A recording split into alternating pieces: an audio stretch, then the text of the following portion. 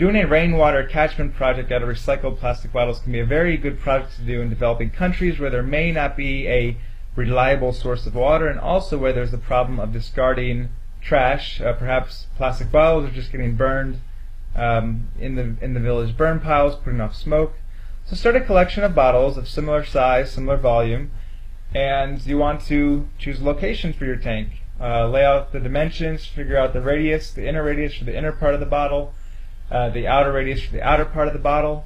Then you're going to want to acquire some river sand. You're going to want to sift this river sand so that you can get out all the silt and find all the little rocks and stones and sticks, so that it's a very fine river sand you have to mix with your cement.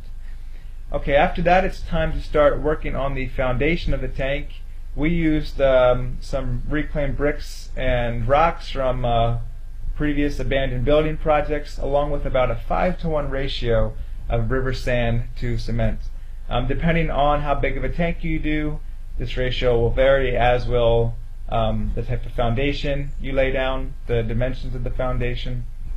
Make sure that foundation is level. Having a level on a project like this is very important. Then it's time to actually start making the bottle bricks. Fill those bottles with dirt or whatever you have available, maybe some rubbish, but make sure the bottles are very strong. They want to be, bottle bricks. So when you go to squeeze these bottles, they're really immobile. You really want them to be strong. After this, it's time to start building the tank. And we used about a 10-to-1 ratio of river sand to cement. Some people say that's too high. It's worked for us so far. It all depends on the dimensions of the tank, the quality of your river sand. As you build the tank, make sure you keep a constant radius throughout. Also make sure that every row is level. It's also good to reinforce the bottle structure with perhaps a wiring mesh of sisal, perhaps to tie the kind of a mesh force network to give the tank some extra strength. Lay the bottles slightly offset from each other between each row so you can have a nice diamond pattern with the wire or sisal or twine, whatever you use.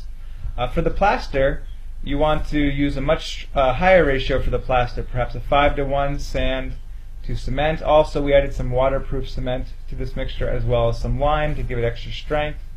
And we did about a centimeter thick plaster on the inside and outside. And after this, well, just some other things to consider. Make sure you allocate room for the spigot. You have a method for getting rid of the silt from the bottom of the tank, in that you put it far away enough from the building so if there's leakage, it'll be okay.